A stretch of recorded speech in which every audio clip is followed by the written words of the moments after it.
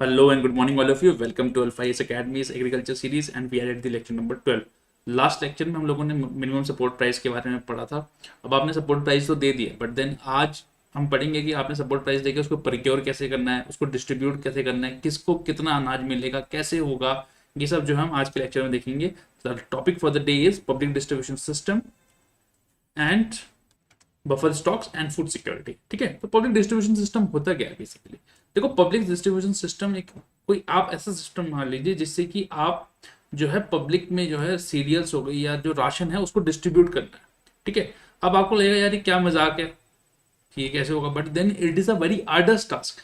अब आप सोचिए कि आप एक दिमाग में इमेज बनाइए कि आपको राशन प्रोक्योर करना है, प्रोक्योर करने के बाद उसे ले जाना है, डिस्ट्रीब्यूट करना है. हर स्टेट्स की आपकी जनसंख्या अलग है, हर एरिया की अलग डिमांड है, कहीं कुछ ज़्यादा है, कहीं किसी चीज़ की पैदावार कम है, उसको एडजस्ट करना और फिर उसको डिस्ट्रीब्यूट करना. ठीक है, तो ये कोई आसान काम नहीं है. तो जो पब्लिक डिस्ट्रीब्यूशन सिस्टम है, ठीक है, आपके घरों में या आपके मोहल्ले में एक सरकारी गल्ले की दुकान होगी या पीडीएस शॉप्स होंगी. ठीक है, तो वो सब है, वो वही सबसे डिस्ट्रीब्यूशन होता है, या एफपीएस होती हैं, फेयर प्राइजेस शॉप्स. ठीक है, और आता किसके अंदर है, ये ministry of consumer affairs, food and public distribution के अंदर, ये इसकी मिनिस्ट्री है. होता कैसे है प्रोक्योरमेंट. देखो, दोनों सेंट्रल गवर्नमेंट और स्टेट गवर्नमेंट दोनों इसमें अपना अपना रोल वो करती हैं, अपना अपना रोल अपना अपना रोल जो है इनका अलग अलग है. सेंट्रल गवर्नमेंट क्या करती है कि सेंट्रल गवर्नमेंट का एक एजेंसी है, that is food corporation of India. ये की स्टैट्यूटरी अथॉरिटी है, एफसीआई. ये क्या करती है कि भाई आपने सरकार ने एमएसपी दे दिया, अब इसका काम है या प्रोक्योरमेंट प्राइस दे दिया. ठीक है, अब प्रोक्योरमेंट ये प्रोक्योर करेगी, उसे स्टोर करेगी, ट्रांसपोर्ट करेगी और उसका एलोकेशन करेगी. भाई जितना मतलब खेत से लेके ये एफसीआई की गोदामों में गया और अब ये डिफरेंट स्टेट्स में जाएगा, स्टेट्स गोडाउन में जाएगा. ठीक है, अब स्टेट्स की ये जिम्मेदारी है कि जो भी भैया एलिजिबल फैमिलीज हैं उनको आप आइडेंटिफाई करें, उनको रेशन कार्ड्स दें. रेशन कार्ड्स भी दो टाइप के होंगे आपके, एक बीपीएल, एक एपीएल. अब तो एक और आ गया है, अंत्योदय अन्न योजना आ गई है, लेकिन इसका कोई अलग नहीं होता. बीपीएल वालों में ही इसको और टारगेट किया जाता है. अब ठीक है, और आपको जो फेयर प्राइजेस शॉप्स हैं उसकी फंक्शनिंग देखनी है. होता क्या था, देखो पहले मान लिया एफसीआई के गोडाउन से ट्रक चला किसी स्टेट के लिए. ठीक है, किसी भी मान लिया उत्तर प्रदेश के लिए कोई ट्रक चला या तेलंगाना के लिए कोई ट्रक चला. ठीक है, कई बार क्या होता था कि ये ट्रक यहाँ पहुंचता ही नहीं था. There was a huge divergence of the public, the food grains which were meant for the public was sent to the private और दी प्राइवेट मंडीज और प्राइवेट शॉप्स. ठीक है, तो ये बड़ी करप्शन की बड़ी दिक्कत थी. ठीक है, अब देखेंगे हम उसको सॉल्व. देखो, हर चीज़ का सॉल्यूशन है. तो ये तो आप पहले समझ लिए कि सेंट्रल गवर्नमेंट और स्टेट गवर्नमेंट कैसे अपना अपना काम करती हैं.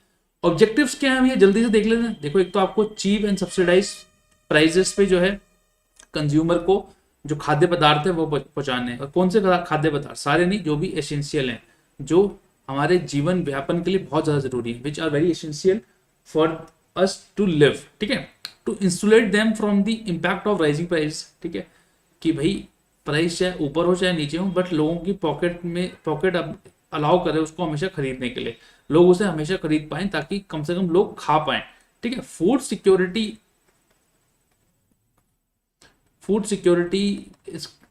को स्ट्रेंथन करने के लिए, फूड सिक्योरिटी को अचीव करने के लिए ये सब पीडीएस सिस्टम बनाए जाते हैं. ठीक है, to maintain minimum nutrition status of our population and to put an indirect check on the open market prices of various items. ठीक है, जो भी ओपन मार्केट में प्राइस है उसका एक इंडायरेक्ट चेक करना. नहीं तो लोग जो है, लोगों का बस चले तो लोग उसे इतना महंगा कर दें कि बाकी लोग उसे खरीद ही ना पाए, या गरीब व्यक्ति जो उसे खरीद ही ना पाए. ठीक है, या जैसे कार्टेल करके एसेंशियल. अब एसेंशियल क्या है ये, देखो एसेंशियल है कि चाहिए ही चाहिए. अब वो चाहे महंगा मिले चाहे सस्ता मिले, लोगों को खरीदना पड़ेगा. जैसे खाने का तेल है, खाने का तेल लोगों को चाहिए, नहीं तो आप खाना कैसे बनाओगे. ठीक है, अब पीडीएस सप्लाई चेन वर्क कैसे करती है. देखो, सबसे पहले तो उसमें क्या होता है, आप प्रोक्योर करते हो, प्रोक्योरमेंट ऑफ फूड ग्रेन्स होती है. देन आप उससे स्टोर करते हो और ट्रांसपोर्ट करते हो, उसके बाद आप उसे डिस्ट्रीब्यूट करते हो. तो सबसे ज़्यादा इंपॉर्टेंट तीन चीज़ें हैं.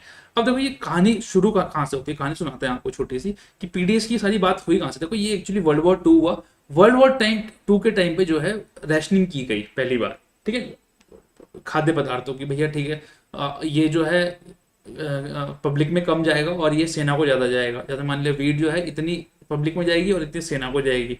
ठीक है, फिर क्या हुआ कि 1960s के आसपास ऐसे चलता रहा, जो 60s तक पब्लिक डिस्ट्रीब्यूशन होता था ग्रेन्स का वो इम्पोर्टेड वो था, क्योंकि हमारे पास सेल्फ सफिशियंसी नहीं थी।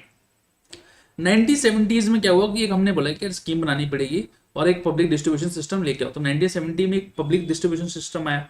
ठीक है, फिर एक 1992 में हमने आरपीडीएस जिसको बोलते हैं revamp public distribution system, actually ये 1775 ब्लॉक्स में लॉन्च किया गया था। फिर 1997 में टारगेटेड टीपीडीएस जिसको बोलते हैं टीपीडीएस आया, टारगेटेड पब्लिक डिस्ट्रीब्यूशन सिस्टम, कि भैया हर किसी को तो खाने की जरूरत नहीं, बट लेकिन हमारे ही पॉपुलेशन में कुछ सेक्शंस ऐसे हैं जो लोग बहुत गरीब हैं कि जिन्हें जो है टारगेट करना बहुत जरूरी है, और उन तक तो ये बाकी तक पहुंचे ना पहुंचे, बट देन उन तक ये खाना जो है या ये खाद्य पदार्थ जो है पहुंचना बहुत जरूरी है। ठीक है, उसके बाद हमने और इवॉल्व किया और 2000 में हम लोग अंत्योदय अन्न योजना लेके आए। ठीक है, फिर हम लास्ट में 2013 में नेशनल फूड सिक्योरिटी एक्ट लेके आ गए थे। ठीक है, अंत्योदय अन्न योजना में मतलब अंत्योदय मतलब पूरेस्ट ऑफ द पुअर, उसमें भी हमने और ज्यादा टारगेटिंग करी। ठीक है, लिमिटेशंस क्या हैं पीडीएस के, तो देखो यार बेनिफिट्स जो पुअर को हैं वो अभी तक लिमिटेड मिले हैं। ठीक है, अभी तक पहुंच ही नहीं पाया है। अर्बन बायर्स से मतलब कि देखा गया था कि जो सरकारी गले की दुकान थी या पब्लिक एफपीएस जो शॉप्स थी या पीडीएस जो शॉप्स थी वो अर्बन एरियाज में ज्यादा थी, बट देन ये अब एलिमिनेट हो रही है, अब उसको जो है रूरल एरियाज में भी एक्सपैंड किया जा रहा है। ठीक है, जो पुअर था चाहे वो अर्बन हो चाहे रूरल हो उस तक जो है पहुंच ही नहीं पा रही थी जो ग्रेन्स थी। Then burden of food subsidy, भैया प्रोक्योरमेंट करना है, और ये जो जितना भी इसमें ग्रेन दिया जा रहा है एपीएल को सिर्फ इकोनॉमिक कॉस्ट पे देखो 3 टाइप से दिया जाता है। ठीक है, जो एपीएल होते हैं एक इकोनॉमिक कॉस्ट निकाली जाती है कि भैया कितना खर्चा आया इसको प्रोक्योर करने में। ठीक है, जितनी इकोनॉमिक कॉस्ट होती है एपीएल को तो इकोनॉमिक कॉस्ट पे दिया जाता है। बीपीएल को जो है इकोनॉमिक कॉस्ट मान लिया 100 रुपए की आई, तो एपीएल बस सरकार को कोई फायदा नहीं है इसमें। ठीक है, एपीएल को जो है 100 रुपए के हिसाब से दे दिया जाएगा, बीपीएल को जो है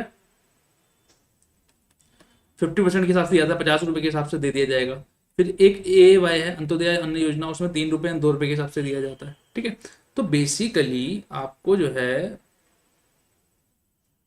अलग अलग रेट्स आ गए हैं, और यही पीडीएस की दिक्कत भी है, यही लिमिटेशन मिल जाएगी कि आपके पास इतने रेट्स हो गए हैं, 3 रेट्स आज के टाइम में आपके पास 3 रेट्स आ गए हैं।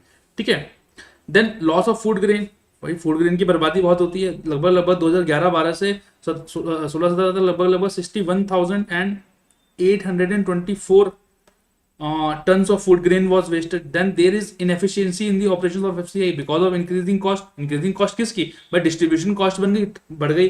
कैसे? ट्रांसपोर्टेशन बढ़ गया, भाई आपका डीजल महंगा हुआ तो आपका ट्रांसपोर्टेशन कॉस्ट बढ़ गई, कैरिंग कॉस्ट बन गई। ठीक है, आप तो अब इसलिए होता क्या है कि जिस स्टेट से प्रोक्योर किया जा रहा है उसी स्टेट में सप्लाई कर दिया जाए, इस पर बड़ा ध्यान रहता है एफसीआई का। ठीक है, कि भैया अगर मान लिया उत्तर प्रदेश में एफसीआई का राउंड है तो उत्तर प्रदेश से प्रोक्योर और उत्तर प्रदेश में भेज दिया जाए। ठीक है, ये नहीं कि उत्तर प्रदेश से सामान लेके लोग तो मिलना जो मालवाहक है या जो भी आपका ट्रांसपोर्ट है वो आपको तमिलनाडु जा रहा है तो तेल का खर्चा ऑफकोर्स सी बात है ज़्यादा आ जाएगा। ठीक है, then PDS results in price of course, क्योंकि क्या होता है कि प्राइस सपोर्ट देना पड़ता है। पीडीएस जब आप पीडीएस के लिए प्रोक्योर करोगे तो आप सीधी सी बात है प्रोक्योरमेंट प्राइस रखोगे, वो क्या होता है वो फ्लोर प्राइस बन जाता है कि यार ठीक है प्रोक्योरमेंट प्राइस है ये सरकार का, सरकार इतने में तो खरीद ही रही है, अब इससे ऊपर दे रहे हो तो तुम बात करो, नहीं तो हमसे बात करने की तुम्हें कोई ज़रूरत नहीं है। तो क्या हुआ प्राइस बढ़ा, चलो भाई ठीक है भाई प्राइस मैं जो है सरकार 8 रुपये दे रही है मैं आपको 10 रुपये दे देता हूँ। अब कोई बंदा जो है 10 रुपये की चीज़ खरीदेगा तो वो 12 रुपये की बेचेगा तो इन्फ्लेशन बढ़ गया। ठीक है, तो और then there are challenges in delivery mechanism, भाई इधर उधर चले जाते हैं ट्रक, मैंने आपको बताया डिलीवरी करना बहुत एक मुश्किल की बात है। ठीक है, अब बात करते हैं कि टीपीडीएस की। देखो टीपीडीएस कहीं के लिए आया, टीपीडीएस था कि जो बीपीएल फैमिलीज थी उनको उसने टारगेट किया या उस पर उन्होंने स्पेशल फोकस किया। ठीक है, अब टीपीडीएस में से कवर सबको करता है but then there is a special focus on BPL. Features क्या थे? बेटर टारगेटिंग हुई, भाई टारगेट बेटर करना था हमें। इसमें क्या किया कि इन्होंने बोल दिया कि जो लोग 15,000 रुपये सालाना पर एनम है इसमें, ठीक है, सालाना से कम कमाते हैं उनको हम बीपीएल कैटेगरी में डालेंगे। और पहले तो ये 10 किलो देते थे, अब जो है 35 किलो पर केजी 35 केजी पर हाउस होल्ड पर मंथ देते हैं राशन। ठीक है, पर house hold per month ration दिया जाता है इसमें। ठीक है, अंत्योदय योजना में भी ए वाई के अंदर वो बता दिया मैंने आपको 100% उसके लिए 100% APL के लिए, 50% of the economic cost BPL के लिए, और अंत्योदय योजना के लिए 2 रुपये kg तो वीट है, ठीक है, एंड 3 रुपीज़ kg और राइस है, ठीक है। तो इतना रखना, बाकी ज़्यादा कोई नहीं है। Then central state control, central और स्टेट का अपना कंट्रोल ही रहता है। उस कंट्रोल की वजह से भी क्या हो रहा है कि मार्केट प्राइसिंग सही नहीं हो पाती और बहुत ज़्यादा प्रॉब्लम आती है। वो बोलते हैं ना कि the government has no business to be in business वाली बात है यहाँ पे, ठीक है। देन इश्यूज क्या है TPDS के साथ, भाई टारगेटिंग तो कर रहे होते हैं लेकिन वो टारगेटिंग बहुत पुअर है। पुअर कैसे? 2 टाइप है भैया, आइडेंटिफिकेशन नहीं है, आपके पास डाटा ही नहीं है कि कैसे आप आइडेंटिफाई करोगे, आप किसी को भी दे रहे हो तो बेटर आइडेंटिफिकेशन नहीं है आपकी। फिर आपका जो एक्सक्लूजन एरर है वो ज़्यादा है। ये बोला जाता है कि लगभग लगभग 63% जिन जो टारगेट होने चाहिए थे वो इसमें आ ही नहीं पाते। There is a high inclusion error. Then imbalances की बात करें तो स्टेट्स की अपनी स्टोरेज कैपेसिटी में जो है इम्बेलेंस है। Then import burden in case of shortfall, भाई आपने जो है NFS से बना दिया, आपने बोला कि हम 35 किलो देंगे ही देंगे, या अंत्योदय आपने किसी भी योजना के अंतर्गत बोला कि NFSA में बोला यही चलो हम 35 किलो देंगे ही देंगे।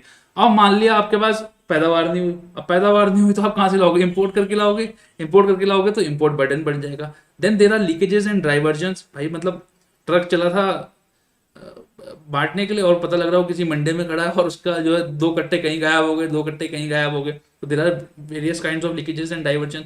Then late and irregular arrival of grains in the fair price shop, कभी जल्दी आ जाती है कभी लेट आती है, तो जो है लोग एक बना नहीं पाते, एक सिस्टम नहीं बन पाता। Then there is no variation in purchase across expenditure groups. देखो इसका मतलब ये है कि ये देखा होना ये था कि जैसे जैसे लोगों की इनकम बढ़ती, ठीक है, तो जो पीडीएस से जो पीडीएस के थ्रू जो डिस्ट्रीब्यूट हो रहा है फूड ग्रेन वो कम होना था, बट देन वो कम नहीं हुआ है। लोगों की इनकम बढ़ी है लेकिन उसका जो है पीडीएस शॉप की उससे रिलेशन नहीं देखा जा रहा है। वो हमारी कुछ कुछ मेंटेलिटी से भी जुड़ा हुआ है। क्यों? क्योंकि हमें फ्री की बहुत आदत है, हमारे पास चाहे कितना भी पैसा हो बट देन हम सब्सिडी ये सब लेना नहीं छोड़ते हैं। Then failed in transferring cereals from surplus region to deficit region में ट्रांसफर करने में वो असफल रहे हैं, ठीक है। Then there is a increase burden of subsidy, भाई अब जब ये सब देना सब्सिडी देनी पड़ेगी, सब्सिडाइज फूड है तो बहुत सी बात है पब्लिक एक्सचेंज और गवर्नमेंट पे एक्स्ट्रा बर्डन पड़ता है। तो रिसेंट पीडीएस रिफॉर्म्स की बात करें तो क्या क्या किया गया? एक तो भैया आपका जो रेशन कार्ड थे उनको डिजिटाइज कर दिया गया, उन रेशन कार्ड्स को आधार से जोड़ दिया गया, ठीक है। जितना भी आपका एलोकेशन था, स्टॉक बैलेंस कितना बचा हुआ है, ट्रक कहाँ से कहाँ गया है, उसका जो है अब कंप्यूटराइजेशन कर दिया गया है, ठीक है। और आपके POS आ गए हैं, पॉइंट ऑफ सेल डिवाइसेस लगा दी गई हैं अब, ठीक है। GPS का इस्तेमाल होता है, क्यों? ट्रक की मूवमेंट देखने के लिए, ट्रक कहाँ पहुंचा कैसे पहुंचा। अब डायरेक्ट कुछ स्टेट्स ने DBT पे स्टार्ट कर दिया, डायरेक्ट बेनिफिट ट्रांसफर की, भैया ऐसा है आप जो है नॉर्मल रेट पे जाके ले लो और हम जो है आपको, आप गरीब आदमी हो, हम इतना पैसा आपको भिजवा देंगे at the end of the month. जैसे चंडीगढ़ छत्तीसगढ़ चंडीगढ़ ही है, DBT तो चंडीगढ़, बट देन पीडीएस में जो सबसे रोबस्ट सिस्टम है वो छत्तीसगढ़ में है।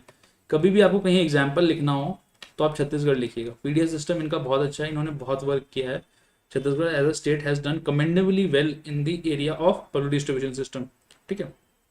और ये जो DBT स्टार्ट किया, चंडीगढ़, पुडुचेरी, दादरा नगर हवेली ने जो है इसको इम्प्लीमेंट कर दिया है। अब बात करें reforms required for revamping India's PDS, क्या क्या चाहिए? देखो तीन हेड्स में इसको बांट देते हैं। एक तो पहले प्रिक्योरमेंट में चाहिए, भाई आप जो खरीद रहे हो, जो प्रिक्योर कर रहे हो, उधर की साइड रिफॉर्म चाहिए आपको। देन आपकी डिस्ट्रीब्यूशन में रिफॉर्म चाहिए, जो आप डिस्ट्रीब्यूट कर रहे हो, ठीक है। देन आपकी जो रिफॉर्म्स है तीसरी जो रिफॉर्म्स चाहिए वो आपको कंज्यूमर साइड पे चाहिए, ठीक है। तो प्रोक्योरमेंट साइड्स पे क्या चाहिए कि स्टेट्स जिनके पास सफिशिएंट एक्सपीरियंस है प्रोक्योरमेंट का, अभी हो क्या है, सेंट्रल गवर्नमेंट प्रोक्योर करती है, ये बोल रहे हैं कि भैया जिनके पास अब बड़े बड़े स्टेट्स हैं उनका अच्छा खासा एक्सपीरियंस हो गया है, जैसे आंध्र प्रदेश, छत्तीसगढ़, पंजाब, हरियाणा, MP, इनका अच्छा खासा एक्सपीरियंस है, तो सेंट्रल गवर्नमेंट को यहाँ से हट जाना चाहिए, स्टेट्स को जो है डायरेक्टली प्रोक्योर करना चाहिए फार्मर से, यहाँ पे डायरेक्टली प्रोक्योरमेंट करना चाहिए, ठीक है। Then FCI should focus on state which suffers from distress sale at prices. FCI फिर क्या हो गया, जब आपने डायरेक्ट जो कुछ स्टेट्स हैं वो आप डायरेक्टली करने लग गए, तो जो FCI है वो आपका क्या कर सकता है, जो स्टेट्स यहाँ पे डिस्ट्रेस सेल है, यहाँ पे कम है, उस पर फोकस कर सकता है। प्राइवेट सेक्टर का पार्टिसिपेशन बढ़ाइए आप, ठीक है, वो उनको भी बोलिए कि यार थोड़ा सा हमारे साथ काम कराएं प्रोक्योरिंग में, स्टोरेज में, डिस्ट्रीब्यूशन। भाई अमेजोन का एक वेयर हाउस है, अच्छा सा वेयर हाउस है, कोल्ड स्टोरेज है उनका एक, तो उसको उसके साथ आप टाई अप कर लें कि जो आप कोल्ड स्टोरेज है उसको इस्तेमाल कर सकते हैं। Then negotiable warehouse receipt system को और रोबस्ट बनाए। देखो negotiable warehouse receipt system क्या होती है, एक फार्मर था, वो किसी गोडाउन में गया या वेयर हाउस में गया, वेयर हाउस में उसने अपना अनाज मान लिया 5 क्विंटल गेहूँ जमा कराई, उसने वहां से एक रिसिप्ट ले ली। अब भाई 5 क्विंटल गेहूँ कम से कम 500 रुपये की, या चलो 1000 रुपये की है, तो 1000 रुपये की रिसिप्ट उसके बाद आ गई, उस 1000 रुपये की रिसिप्ट से वो अगली लोन ले सकता है, उसके बेस से किसी से पैसा ले सकता है और आगे जो अपना काम कर सकता है, जब वो बिकेगी तब उसको मिल जाएगी। Then government of India should widen इस प्रोक्योरमेंट बास्केट, और उसको ऐड करना चाहिए। एंड जो पॉलिसी होनी चाहिए वो आपके ट्रांसपेरेंट होनी चाहिए, ठीक है, और ट्रांसपेरेंट लिक्विडेशन पॉलिसी, ठीक है। जब भी एफसीआई के पास सरप्लस स्टॉक आएगा तो उसको जो है बफर नॉर्म्स वगैरह से को आगे हम देखेंगे, बफर नॉर्म्स क्या है इंडिया के, बफर नॉर्म्स वगैरह मेंटेन करने पड़ते हैं। देन सप्लाई साइड रिफॉर्म्स की बात करें तो एंड टू एंड कंप्यूटराइजेशन, ये सारा कंप्यूटराइज कर लो, डिजिटाइज कर दो। Then monthly declaration of sales होनी चाहिए, ठीक है, कि कितना आपने बेचा, कितना बचा, स्टॉक क्या है आपका बचा हुआ। देन ट्रक की जो डिस्पैच इंफॉर्मेशन है या स्टॉक अवेलेबिलिटी है वो ऑनलाइन अपडेट होनी चाहिए on the real time basis. Then GPS tracking होनी चाहिए ट्रक्स की, ठीक है। और एफपीएस जो है फेयर प्राइसेस शॉप जो है should be operated by gram panchayat, cooperatives and self help groups. लोगों को खुद उसको ऑपरेट करने दो, क्योंकि हमारे गांव में भी जो ऑपरेट करते हैं वो हमारे गांव के अंकल हैं, और मैं आपको बताऊं उनके ऊपर एक जिम्मेदारी सी रहती है, नहीं तो लोग उनको बोलते हैं यार आपने पैसा कहाँ लिया, ये कर लिया, तो बड़ी ईमानदारी से वो काम करते हैं। आप बाहर से कोई बंदा लाओगे तो बड़ी ज़्यादा चांसेस हैं कि करप्शन हो उस टाइम पे, ठीक है। देन कंज्यूमर साइड रिफॉर्म्स की बात करें तो प्रॉपर आइडेंटिफिकेशन होना चाहिए बेनिफिशियरीज का, भाई किसे देना है, किसे कितने पे देना है, कैसे मिलना है, ये सब अच्छे से करें आप, ठीक है। कंप्यूटराइज्ड एंट्री करें, आधार का इस्तेमाल कर सकते हैं, लिंक कर सकते हैं आधार से। देन कैश ट्रांसफर की भी आप पहले टेस्टिंग कर सकते हैं, क्योंकि कैश ट्रांसफर एक टाइप का ऑल्टरनेटिव है पीडीएस का। और एक टोल फ्री नंबर तो रखिए ना आप, कोई प्रॉब्लम हो किसी को तो उस टोल फ्री नंबर पे कॉल कर सकता है, जो कि कोई करता नहीं, एक व्हाट्सएप नंबर रखें तो ज़्यादा बेटर रहेगा, ठीक है। ऑल्टरनेटिव्स ऑफ टीपीडीएस की बात करें तो आप सीधा कैश ट्रांसफर दे सकते हैं, सीधा पैसे ट्रांसफर कर सकते हैं आप, ठीक है। उसके बाद आप फूड कूपन दे सकते हैं। इकोनॉमिक सर्वे की एक रिपोर्ट है वो बोलती है कि यार आप फूड कूपन दोगे तो वो बेटर रहेगा। Then UBI universal basic income जो थी उसको टेस्ट कर सकते हो आप, कि आप एक इनकम दे दें लोग जाके खुद खरीद लें, पीडीएस को आपको रखना ही नहीं पड़ेगा। देन आपके पास universal PDS versus targeted PDS का एक डिबेट रहता है कि भैया यूनिवर्सल रखें पीडीएस को या टारगेटेड रखें। देखिए टारगेटेड ही रखें। यूनिवर्सल पीडीएस के साथ दिक्कत क्या है कि अगर आप सबको उसमें डाल देंगे तो आपको प्रोक्योरमेंट बढ़ जाएगी, प्रोक्योरमेंट बढ़ जाएगी तो हमने बताया कि इन्फ्लेशन बढ़ सकती है और गवर्नमेंट पे या पब्लिक एक्सचेकर का खर्चा बढ़ जाएगा, ठीक है। और जो हो सकता है कि जब आप सबके लिए प्रोक्योर करेंगे तो जिसके लिए आपको टारगेट करना है, जो गरीब व्यक्ति इसको वाकई चाहिए, उस तक चीज़ पहुंच ही ना कर पाए, तो इसलिए टीपीडीएस ज़्यादा ठीक रहता है। देन एक रिफॉर्म हम और लिया है, that is one nation and one ration card. होता क्या था कि रेशन कार्ड एक माइग्रेंट लेबर था बेचारा, उसका रेशन कार्ड तो किसी ए स्टेट का बना हुआ था, रहता था वो बी स्टेट में, तो वो बी स्टेट में उसका इस्तेमाल नहीं कर सकता था। सरकार ने इस चीज़ को देखा, सरकार ने बोला कि ठीक है यार, जब मोबाइल नंबर पोर्टेबिलिटी हो सकती है तो क्यों ना हम इसको भी ऐसा करें। तो अब one nation one ration card है, आप एक रेशन कार्ड ए स्टेट में बनाया तो बी, अगर कोई बंदा है वो बी में स्टेट में भी रह रहा है तो वो जो है वहाँ पे बी स्टेट में भी 50% जो उसको एलोकेशन है या 50% का जो उसका एंटाइटलमेंट है उस उतना वो बी स्टेट से भी ले सकता है, ठीक है। बेनिफिट्स क्या हैं इसके, एक तो आपका inter state as well as inter state portability है, बोगस रेशन कार्ड हटेंगे। लोगों ने चार चार रेशन कार्ड बना रखे हैं, मतलब लग रहा है ए बी सी डी चारों स्टेट्स में रेशन कार्ड बना रहे, 35 यहाँ से उठाया, 35 यहाँ से उठाया, 35 यहाँ से उठाया, 35 यहाँ से उठाया, और ये जो 35 दो यहाँ से उठाए थे ये अपने घर में रखे, और सी और डी की स्टेट से जो उठाए थे उसे बेच दिया सस्ते दामों में प्राइवेट उसमें, क्योंकि भाई ऐसा नहीं है। तो गेहूं और जो राइस आता है वो बड़ा अच्छा आता है, बड़ा क्वालिटी चेक वाला आता है। जैसे बोलते हैं ना कि इम्यूनाइजेशन होती हैं वो सरकारी अस्पतालों में बहुत अच्छी होती है, क्योंकि WHO प्रमाणित इम्यूनाइजेशन होती हैं और उस पर बड़ा चेक होता है, क्योंकि सरकार को पता है अगर हल्की सी भी गलती हुई तो लाखों लोग इफेक्ट होंगे, ठीक है। देन आप जो है अपना फूड सब्सिडी का बिल जो है उसको कर सकते हो, क्योंकि आपकी लीकेजेस कम रहेंगी, करप्शन कम होगा, तो ये फायदा है ONORC का। चैलेंजेस क्या है, तो भैया टेक्नोलॉजिकली ग्लिचेस आती रहती हैं उसमें, ठीक है, पता लगा कभी साइट नहीं चल रही है, कभी ऐप नहीं खुल रही है, कभी पोर्टल नहीं चल रहा है। देन रूरल इलेक्ट्रिफिकेशन की प्रॉब्लम है, जब लाइट नहीं रहेगी तो कैसे आप उसे चलाओगे। देन डोमेस्टिक माइग्रेशन में आपका डाटा ढंग से नहीं है कि कौन कहाँ कितने स्टेट से माइग्रेट हो रहा है, कहाँ पे माइग्रेशन ज़्यादा है, कहाँ पे इन माइग्रेशन ज़्यादा है, कहाँ पे आउट माइग्रेशन ज़्यादा है, तो वो आपको चाहिए। देन सेंट्रल स्टेट रिलेशन आपके अच्छे होने चाहिए आप इसको चलाने के तो अगर कोई स्टेट सरकार है वो मना कर रही कि नहीं हम नहीं देंगे, हम इस स्टेट को नहीं देंगे, तो उसके लिए आपके सेंट्रल स्टेट्स रिलेशन अच्छे होने चाहिए। Then disincentivising provision for local food habits and needs, कि हर हर लोकेलिटी की अपनी फूड नीड है, और पीडीएस से ओएन और ओआरसी से क्या होगा कि एक ऑब्लिगेशन बन जाएगी आपको, ठीक है। मान लिया कहीं पे चावल ज़्यादा खाए जाते हैं तो वहाँ पे चावल ज़्यादा प्रोक्योर होता था, बट देन अब आपने ओएन ओआरसी आ गया तो आपको गेहूँ भी रखनी पड़ेगी, तो उससे क्या होगा कि थोड़ा सा जो है उस पर इफेक्ट पड़ जाएगा जो आपकी चीज़ें हैं। देन बफर स्टॉक्स की बात करें, देखो बफर स्टॉक्स कुछ नहीं होता, बफर स्टॉक इसलिए रखे जाते हैं जब आपके पास बम्पर पैदावार हो गई, और उस समय के लिए रखे जाते हैं जबकि बाद आपके पास पैदावार कम होगी, और पैदावार कम होने की वजह से प्राइस बढ़ सकते हैं, तो उस प्राइस को एक टारगेट रेंज में रखने के लिए बफर स्टॉक्स रखे जाते हैं। तो उसके लिए हमारे पास एक बफर स्टॉक पॉलिसी है इंडिया की। वो आई कब थी? 1969 74 में जब हमारा, और ये आई थी 4th 5 ईयर प्लान में, ठीक है, 4th 5 ईयर प्लान में आई थी ये कुछ नहीं कहती, ये कहती है कि भैया आपको एक बफर बना के रखना है। एफसीआई को बोल देता है कि भैया आप अपना बफर बना के रखना। अब इसके साथ प्रॉब्लम क्या है? प्रॉब्लम ये है कि एक तो ओपन एंडेड प्रोक्योरमेंट है हमारे यहाँ। ओपन एंडेड प्रोक्योरमेंट मतलब सीधा एफसीआई जाता है और प्रोक्योर करना शुरू कर देता है, और बड़ी लार्ज अमाउंट ऑफ ग्रेन इकट्ठा हो जाती है एफसीआई के बाद, जिससे एफसीआई को उसको अपने आप मेंटेन करने में बड़ी मुश्किल हो सकती है। देन जो हमारे प्रोक्योरमेंट प्राइस थे वही अब हमारे सपोर्ट प्राइस बन गए, वही हमारी एमएसपी बन गई भाई, जबकि क्योंकि प्रोक्योरमेंट प्राइस जो होती है वो एमएसपी से ऊपर होता है, तो यही बन गया, ये एक प्रॉब्लम बन गई। देन इन्वेंट्री मैनेजमेंट, कितना स्टॉक है क्या है, वो एक प्रॉब्लम है। राइजिंग कॉस्ट बढ़ रही है एफसीआई की दिन प्रतिदिन, ठीक है। एक प्रकार से नेशनलाइजेशन हो गया है ग्रेन मार्केट का, क्योंकि सरकार ही सारा ग्रेन उठा ले रही है, क्योंकि उसको जो है अपना फूड सिक्योरिटी प्रोग्राम चलाना है, ठीक है। और आपके टीपीडीएस और पीडीएस में दिक्कत है, ये टीपीडीएस में targeted public service, targeted public distribution system में दिक्कत है। ये सब बात थी बफर स्टॉक की। अब बात करते हैं फूड सिक्योरिटी की।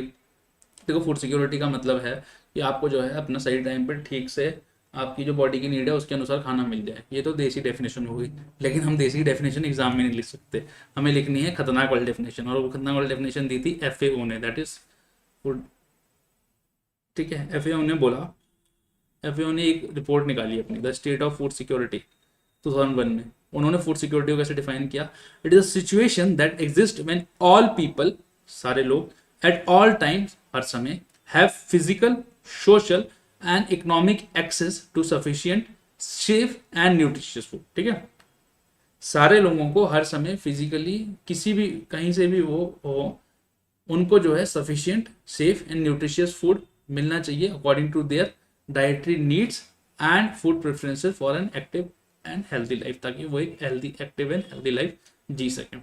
4 पिलर्स हैं फूड सिक्योरिटी के भाई। सबसे पहले तो अवेलेबल कराओ, जब आपने अवेलेबल कराओ तो एक्सेसिबल होना चाहिए। पता लग रहा है गोडाउन आपने अवेलेबल तो करा दिया, बट जो सरकारी गले की दुकान है वो 7 के 7 दिन बंद ही रहती है, वो खुलती नहीं है कभी।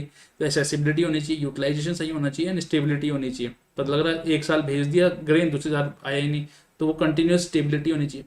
चैलेंजेस क्या है हमारे फूड सिक्योरिटी के साथ? एक तो चेंजिंग क्लाइमेट है, क्लाइमेट जो है लगातार चेंज हो रहा है। जैसे अभी एक रिपोर्ट आई थी कि भैया मानसून पैटर्न चेंज हो रहे हैं। मानसून पैटर्न चेंज होने की वजह से क्या है? देखो मानसून क्या था कि मानसून पे ही हमारी खेती पूरी की पूरी डिपेंडेंट थी। जो हमारी एग्रीकल्चर प्रैक्टिसेस थी कि कब क्रॉप्स बोने हैं, कब क्रॉप्स उगाने हैं, वो सब जो है पूरी की पूरी मानसून पर डिपेंडेंट थी। अब मानसून की जो है बिहेवियर चेंज हो रहा है। अभी पता लग रहा कभी लेट हो जाता है, कभी जल्दी आ जाता है, कभी पता लग रहा बारिश अक्टूबर तक चल रही है।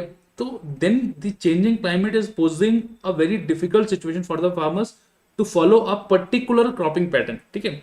देन ग्लोबल पॉपुलेशन बढ़ रही है, फूड प्राइसेस इंक्रीज हो रहे हैं, एग्रीकल्चर ग्रोथ रेट कम है, प्रोडक्टिविटी कम है, इन्वायरमेंटल स्ट्रेस फैक्टर तो है ही है अपने आप, ठीक है। बट देन फूड सिक्योरिटी आपको देना ही है। फूड सिक्योरिटी क्यों देना है? क्योंकि आपका आर्टिकल 21 में फंडामेंटल राइट है, और आर्टिकल 47 में जो है आपका डीपीएसपी के अंदर स्टेट की जिम्मेदारी है कि वो level of nutrition and standard of living बढ़ाएगा अपने लोगों का, एंड पब्लिक हेल्थ को इंप्रूव करेगा, ठीक है। और जो आपको फूड सिक्योरिटी है वो क्वांटिटेटिव एंड क्वालिटेटिव दोनों डायमेंशन में पक्की करनी है भाई। आपको जो है सफिशिएंट खाना भी प्रोवाइड करना है, और उसके साथ साथ वो खाना अच्छा हो ये भी देखना है, ठीक है। अब चैलेंजेस थे फूड सिक्योरिटी में, उसको टैकल करने के लिए हमने प्रोग्राम बना दिए। तो पीडीएस तो हमने देख लिया, पब्लिक डिस्ट्रीब्यूशन सिस्टम। उसके अलावा 3 प्रोग्राम और हैं हमारे पास, एक है आईसीडीएस, एक है एमडीएम, एक है पोषण अभियान। देखो आईसीडीएस क्या है? आईसीडीएस है इंटीग्रेटेड चाइल्ड डेवलपमेंट स्कीम, ये लगभग लगभग 1975 में लॉन्च की गई थी। और ये क्या फोकस करती है, जो 6 बेसिक सर्विसेज पे फोकस करती है। और किन बच्चों के लिए, जो कि 6 साल से कम है, या वो औरतें जो कि प्रेग्नेंट हैं, या लैक्टेटिंग वुमेन जिन्होंने अभी अभी किसी शिशु को जन्म दिया है, ठीक है, प्रेग्नेंट एंड लैक्टेटिंग वुमेन है, और बच्चे जो हैं 6 साल से कम है। क्या क्या प्रोवाइड करते हैं भाई, एक तो फीडिंग देते हैं, ये कितना, चिल्ड्रंस को 500 कैलोरीज की, ठीक है, एंड प्रेग्नेंट वुमेन को 600 कैलोरीज की, ठीक है, ठीक है, और बच्चों को लगभग लगभग 12 से 15 ग्राम प्रोटीन, और प्रेग्नेंट एंड लैक्टेटिंग वुमेन को 18 से 20 ग्राम प्रोटीन। देखो प्रोटीन बहुत जरूरी होता है, तो प्रोटीन बहुत खाए, प्रोटीन तो आप खाया ही खाया करें। देन इम्यूनाइजेशन पे ध्यान देती है, हेल्थ चेकअप्स और referral services, health and nutrition of the adult women, and pre ICDS के अंदर प्री स्कूल एजुकेशन भी है, ठीक है, याद रखना, प्री स्कूल एजुकेशन भी है 3 से 6 साल तक के बच्चों के लिए, ठीक है। ये था आईसीडीएस की बात। देन ये क्या हमारे पास एमडीएम, भाई एमडीएम बहुत बड़ा प्रोग्राम है। MDM stands for mid day meal scheme. इसमें लगभग लगभग हम 11 करोड़ बच्चों को खाना खिलाते हैं। क्यों खिलाते हैं, क्या ऑब्जेक्टिव था कि भैया उनका एनरोलमेंट बढ़े, उनकी अटेंडेंस रेगुलर रहे, जो ड्रॉप आउट रेट है स्कूल में वो घटे, जो न्यूट्रिशनल स्टेटस है देश का वो बढ़े, ताकि है ना, जब भारत के बच्चे अच्छा खाएंगे तभी तो वो जीवन में अच्छा करेंगे। बट देन पता लग रहा था कि बच्चे खाना ही बना रहे हैं पूरे दिन हैं, और बर्तन मांज रहे हैं, पढ़ाई हो ही नहीं रही है, तो अब उसको भी फिक्स किया जा रहा है। देखो हर प्रोग्राम के साथ अपने, इंडिया जो है एक बड़ा विचित्र देश है, ठीक है, और जो प्रोग्राम्स बनते हैं वो प्रोग्राम्स बनाए किसी और चीज के लिए जाते हैं, वो जब ग्राउंड पर उतरते हैं उनकी हकीकत कुछ और हो जाती है। बट देन हमें नेगेटिव नहीं रहना चाहिए, हमें चीज़ों से सीखना चाहिए, हमें चीज़ों को इंप्रूव करना चाहिए, पॉजिटिव एटीट्यूड लिखना चाहिए, ठीक है भाई, ये प्रॉब्लम हुई तो उस पर ध्यान देना चाहिए, अवेयर करना चाहिए। और प्रॉपर, आपने एक पूर्णा अगर मूवी देखी होगी तो उसमें ये राहुल बोस जो है एक आईपीएस ऑफिसर रहते हैं, वो जो है एक स्कूल में, बेसिकली वो पूर्णा जो मूवी है वो है तो माउंटेनियरिंग एक्सपेडिशन के लिए, बट वो एक स्कूल में जाते हैं, ठीक है, और वहाँ पे अगर एक सीन आ गई है, वो मिड डे मील स्कीम का ही सीन है वो, और वो फिर उसको इम्प्रूव करते हैं क्योंकि वो फायर कर देते हैं जो कॉन्ट्रैक्टर रहता है, ठीक है। ये इसकी दिक्कत भी, क्योंकि प्राइवेट आपको जो अब जो मिड डे मील स्कीम में जो खाना दिया जा रहा है वो प्राइवेट कॉन्ट्रैक्टर्स के द्वारा वो उसको जो है आउटसोर्स कर देते हैं, और प्राइवेट कॉन्ट्रैक्टर आ जाते हैं, तो प्राइवेट कॉन्ट्रैक्टर जैसे ही अंदर आया तो उसका जो मोटिव हो जाएगा वो बेनिफिट हो जाएगा, तो बच्चों को जो है हेल्थ के साथ उनकी कंप्रोमाइज होता है कई बार, ठीक है। देन पोषण अभियान को ही हम नेशनल न्यूट्रिशन मिशन भी बोलते हैं। ये कुछ नहीं, ये ministry of women and child development का एक इनिशिएटिव है। इसमें हमें क्या करना है, स्टंटिंग, अंडर न्यूट्रिशन, जो लो बर्थ रेट है उसे कम करना है, और उसके जो है प्रॉपर न्यूट्रिशन प्रोवाइड करना है, ठीक है। अब बात करते हैं नेशनल फूड सिक्योरिटी एक्ट 2013 की। एक्चुअली ये एक टाइप का एंटाइटलमेंट है, ये आपका राइट है, ठीक है, और ये ह्यूमन कैपेबिलिटी अप्रोच पे बना हुआ है। इसमें क्या है कि आपको जो है आपका एक लीगल राइट है, राइट टू फूड, आर्टिकल 21 के अंदर, उसको इम्प्लीमेंट करने के लिए हम ये एक्ट बना रहे हैं। और आप जो है, आपका एक राइट है कि आपको जो है सब्सिडाइज रेट पे फूड मिलेगा अगर आप बीपीएल फैमिली से हैं, या आप अंत्योदय अन्न योजना के अंदर है, और आपको उतने ही प्राइस पे मिलेगा अगर आप एपीएल फैमिली से हैं। तो ये था एनएफएसए 2013 कहता है। अब इवेल्युएशन की बात करें तो भैया कॉस्ट ऑफ इम्प्लीमेंटेशन बहुत तगड़ी है एनएफएसए की, ठीक है। कितनी है मैं आपको बताऊं, लगभग 1.3 लाख करोड़ रुपए से खर्चा आता है टोटल। उसको गेहूं को खरीदना, उसको इधर उधर पहुंचाना, बेचना, एक आपको रेशन बेचना, उसमें आदमी रखना है, उसके लिए कमरा बनाना है, तो 1.3 लाख करोड़, लगभग 1.3% ऑफ जीडीपी जो है हमारी एनएफएसए में जा रही है। Then there is risk of leakages, corruption हो रहा है, ट्रक चला था कहीं और के लिए, कहीं और हो गया। इस टाइम पे लगभग लास्ट डाटा हमारे पास 2011-12 का है, उस समय 37% था, बट देन ये कम हो रहा है। 2004-05 में 54% था, उसके बाद ये 2007-08 में 44% हुआ, और अभी 11-12 में 37% है। ये लीकेजेस कम हो रही हैं। देन आइडेंटिफिकेशन ऑफ बेनिफिशरीज एक प्रॉब्लम है, लेकिन उसके लिए भी हमने social economic cast data caste census निकाला है, उससे हम अब बेटर आइडेंटिफिकेशन कर पा रहे हैं। Then there are problems in procurement. देखो प्रॉब्लम तो है ही है, बट देन आपको प्रॉब्लम का सोल्यूशन ढूंढना है, आपको जो है प्रॉब्लम्स तो देखनी होता है, सोल्यूशन भी देखना है। देन प्रॉब्लम्स ऑफ प्रोक्योरमेंट क्या है कि भैया कहाँ से करें, कई बार प्रोक्योरमेंट हो ही नहीं पाती, होती नहीं है इतनी गेहूँ या पैदावार की प्रोक्योर के बजाय, तो ये दिक्कत आ जाती है कई बार। Then WTO and food security, ये अब डिबेट हम कर चुके हैं, लेकिन जल्दी से रिवीजन करते हैं। देखो 2012 बाली में हम लोग 2013 में एक मिनिस्टर कॉन्फ्रेंस हुई वर्ल्ड ट्रेड ऑर्गेनाइजेशन की, वहाँ पे बोला कि देखो कॉन्सेप्ट होता है पब्लिक स्टॉक होल्डिंग का। पब्लिक स्टॉक होल्डिंग क्या होगी कि जैसे जो अनाज भारत सरकार ने एफसीआई के गोदामों में रखा हुआ है या प्रोक्योर कर रही है, उसको बोल देंगे पब्लिक स्टॉक होल्डिंग। अब होता क्या है, क्योंकि सरकार उसको प्रोक्योर कर रही है और सरकार ही उसको सब्सिडाइज रेट पे आगे बेच रही है, तो ये एक टाइप का ट्रेड डिस्टॉर्टिंग मैकेनिज्म माना जाता है डब्ल्यूटीओ के अंदर। 2013 में हम मिले, हमने कहा कि यार ठीक है, लोगों को जो है sufficient safe and nutritious food देना है, बट देन ये पब्लिक स्टॉक होल्डिंग एक प्रॉब्लम है। बट देखिए उन्होंने कहा कि ठीक है यार, इस पब्लिक स्टॉक होल्डिंग को ना, भले ही ये ट्रेड डिस्टॉर्टिंग है और इस पे कुछ कुछ कैप है, लेकिन हम जो है इसके खिलाफ कुछ करेंगे नहीं अभी, ठीक है। हम कोई भी दूसरी कंट्री दूसरे के खिलाफ चल जाएगी कि यार ये बहुत सब्सिडी दे रहे हैं, ये बहुत इनकी पब्लिक स्टॉक होल्डिंग बहुत ज़्यादा है, लेकिन हम 2017 तक इसका एक हल निकाल लेंगे, ठीक है। तो 2017 तक एक पीस क्लॉज साइन हो गया। उसके बाद क्या हुआ भैया, उसके बाद 2015 में नैरोबी मिनिस्ट्रियल कॉन्फ्रेंस हुई। नैरोबी बीएल मिनिस्ट्री कॉन्फ्रेंस में जो बारे में बात करी गई वही बोल दिया उन्होंने कि भाई जो परमानेंट सॉल्यूशन निकालेंगे एक पब्लिक स्टॉक होल्डिंग का और स्पेशल सेफ गार्ड मैकेनिज्म बना देंगे। फिर 2017 में लास्ट इसकी अभी मीटिंग हुई थी डब्ल्यूटीओ की ब्यूनोस एरीज में। ब्यूनोस एरीज आप कमेंट बॉक्स में बताएं किसकी कैपिटल है, कौन से देश की कैपिटल है? करेक्ट, अर्जेंटीना की कैपिटल है, ठीक है। तो 11th मिनिस्ट्रियल कॉन्फ्रेंस हुई, वहां पे भी कुछ नहीं हुआ। वहां पे भी आज के टाइम पे जो प्रेजेंट स्थिति है, आज भी जो है पब्लिक स्टॉक होल्डिंग पे कोई भी कंक्रीट डिसीजन नहीं लिया जा सका है। फिर एक रहते रहते एक ग्रुप और बन गया G33 ग्रुप। ये G33 ग्रुप जो है डेवलपिंग कंट्रीज का है। तो ये इन्होंने कह दिया कि जो हम सपोर्ट मेजर्स देते हैं अपने फूड सिक्योरिटी मैकेनिज्म के लिए या फूड सिक्योरिटी प्रोग्राम्स के लिए, उसको जो है ग्रीन बॉक्स में डाल दो। हमने आपको पढ़ाया था ना डब्ल्यूटीओ सब्सिडीज में green box, amber box, blue box. Green box में डालो कि छोड़ो इसे, इसके खिलाफ कुछ करेंगे ही नहीं हम, ठीक है। और ये ग्रीन बॉक्स में जब ये सब्सिडी चली जाएंगी तो उसके खिलाफ कोई कहीं जा नहीं सकता, फिर जितनी मर्जी सब्सिडी दिए जाओ, कोई कैप ही नहीं है उस पर। आराम से कोई ना लिमिट करो प्रोडक्शन, कुछ मत, अपना आराम से दिक्कत ये खत्म हो जाएगी अगर उसे ग्रीन बॉक्स में डाल दिया जाए, ठीक है। बट देन ऐसे नहीं होता। और उन्होंने कहा कि आपने बाली डिक्लेरेशन में भैया एक traditional stable food crop term इस्तेमाल किया था, उसको फूड स्टफ से रिप्लेस करो। ये कह रहे इंपॉर्टेंट नहीं है, बट देन ये सब हमारे नोट्स में लिखा हुआ है, ठीक है। एंड ये थी बात आपके प्रोक्योरमेंट की, पब्लिक डिस्ट्रीब्यूशन की एंड स्टोरेज की एंड फूड सिक्योरिटी की। तो आज के लेक्चर में इतना ही। Thank you very much. And आपको नोट्स चाहिए तो आप इस नंबर पे हमें हमेशा व्हाट्सएप लिख सकते हैं और हम आपको नोट्स प्रोवाइड कर देंगे at no cost. And thank you all for watching. I wish you a very happy day. Keep smiling, keep healthy, and we shall see you soon. Bye bye.